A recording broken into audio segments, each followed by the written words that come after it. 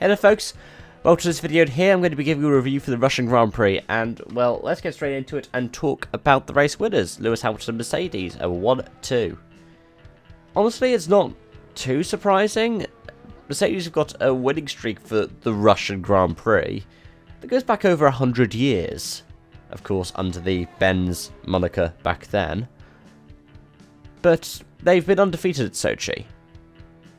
Honestly, I was a bit surprised though, given Ferrari's pace in qualifying on Saturday and over the course of the free practice sessions, but I was also a bit surprised that Bottas was so far behind Lewis, partially I'm going to guess, in the race, because he was asked to back up Charles.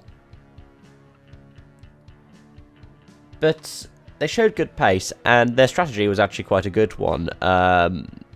Helped out, I would say, by what happened to Ferrari, but nevertheless, well done to them.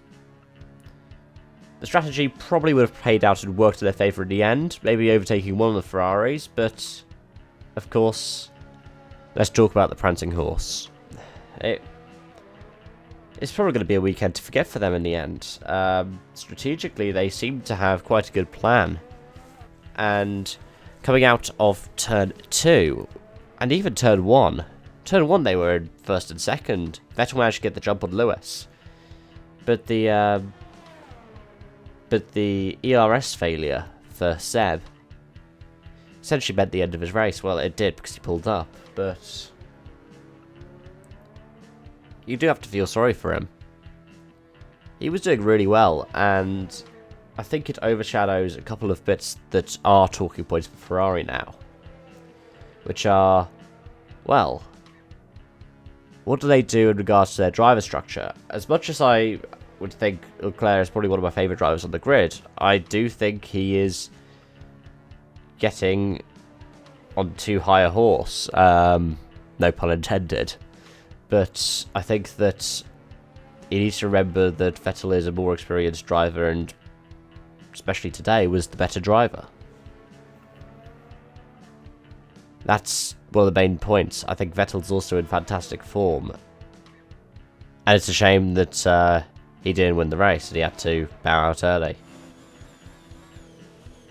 But let's talk about Red Bull quickly. Red Bull 4th and 5th for Verstappen and for Alex Albon, and I think this isn't going to be something that's talked about too much, which is a bit of a shame really. Max starting P9, that was a good finish, but Albon getting P5 for a pit lane start. It would be hard to not see Albon in the Red Bull for next season. And actually on what wasn't a particularly great weekend for either of them, in particular Albon, it makes you wonder what's going to happen next time out in Suzuka. But honestly, those Honda power units have proven some strengths this season, especially in the Red Bull car. And with a quick bit about power units, Seb was saying bring back the V12s, also with an expletive of course, when he retired, and as much as some fans would be really happy with that, I want to point out that it was largely an outrage at the fact that all of the complex hybrid units were going wrong.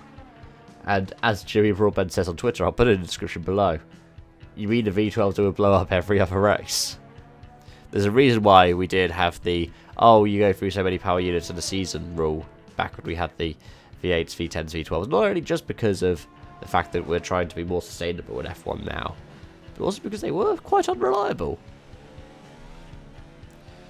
But either way, I'll wrap up with a couple of different points. One is, I said to keep an eye out on Alpha, and, well, Kimi jumped the start, Gio had to pit for a new front wing at the end of the first lap, and to top it all off, Ted Kravitz called them Sauber again.